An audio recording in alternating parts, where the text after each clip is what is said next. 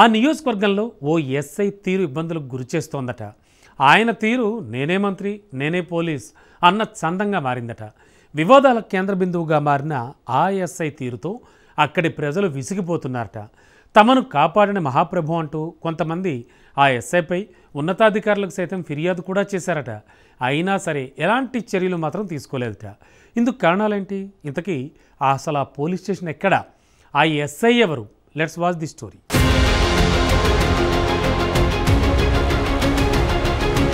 మంచిర్యాల జిల్లా చెన్నూరు నియోజకవర్గం జైపూర్ ఎస్హెచ్ఓగా విధులు నిర్వహిస్తున్న ఎస్ఐ తీరు అక్కడి ప్రజలకు తలనొప్పిగా మారిందట.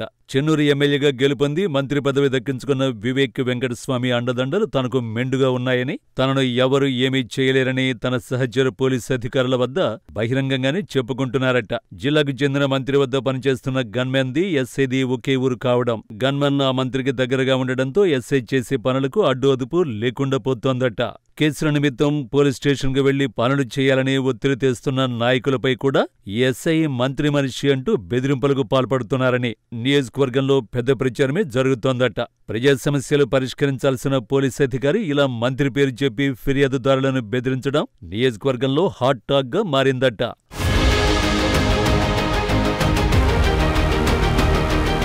అన్యాయం జరిగిన బాధితుల పక్షాన నిలబడి న్యాయం చేయాల్సిన ఎస్ఐ అరాచకాలు మామూలుగా లేవట. అధికార పార్టీ నాయకుల అండదండలతో ఇష్టారాజ్యంగా వ్యవహరిస్తున్నారట.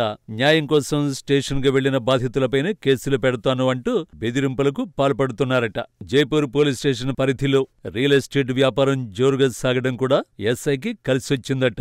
వివాదాస్పద భూముల్లో తలదూర్చి తమకు అనుకూలంగా ఉన్న వారికే మద్దతు తెలిపేవాడనే ప్రచారం ఉందట. జైపూర్ మండలంలో కొంతమంది అధికార పార్టీ నాయకులకు వత్తాసు పలుకుతూ వాళ్ళు చేసే అక్రమదందాలకు మద్దతుగా నిలుస్తున్నాడనే ఆరోపణలు ఉన్నాయట.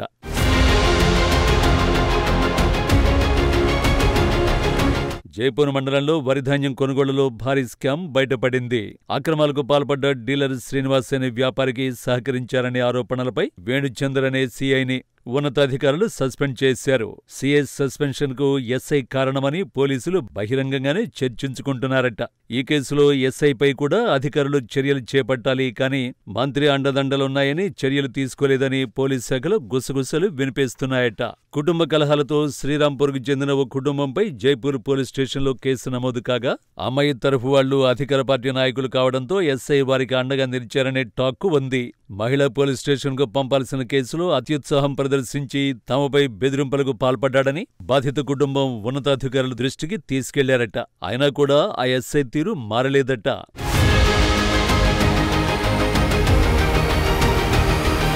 జైపూర్ పోలీస్ స్టేషన్ వివాదాలకు కేరఫ్గా మారుతోంది. గతంలో ఇక్కడ పనిచేసిన ఓ ఎస్ఐ అక్రమ మొరం కేసులో స్టేషన్కు తరలించిన జేసీబీని కాసులకు కక్కుర్తిపడి అధికారులకు తెలియకుండానే రిలీజ్ చేశాడట. అది కాస్త ఉన్నతాధికారుల దృష్టికి వెళ్లడంతో అప్పుడు ఆ ఎస్ఐను అధికారులు సస్పెండ్ చేశారట. శివారానికి చెందిన ఓ భూమి ఘర్షణలో గాయాల పాలైన బాధితులు ఫిర్యాదు చేయడానికి స్టేషన్కు వెళితే కనీసం బాధితుల నుండి ఫిర్యాదు కూడా తీసుకోలేదట. దాడి చేసిన వాళ్లు అధికార పార్టీ నాయకుడికి దగ్గరి బంధువులు కావడంతోనే ఫిర్యాదు తీసుకోలేదనే ప్రచారం జోరుగా సాగుతోందట. ఎస్ఐపై చర్యలు తీసుకోవాలని బాధితుల పక్షాన ఓ న్యాయవాది హెచ్ఆర్సీని ఆశ్రయించడం జిల్లాలో కలకలం రేపుతోంది. ఇప్పటికైనా ఎస్ఐ ఆగడాలను అదుపు చేయడానికి మంత్రి వివేక్ వెంకటస్వామి, పోలీస్ అధికారులు ఎటువంటి చర్యలు తీసుకుంటారో వేచి చూడాల్సిందే.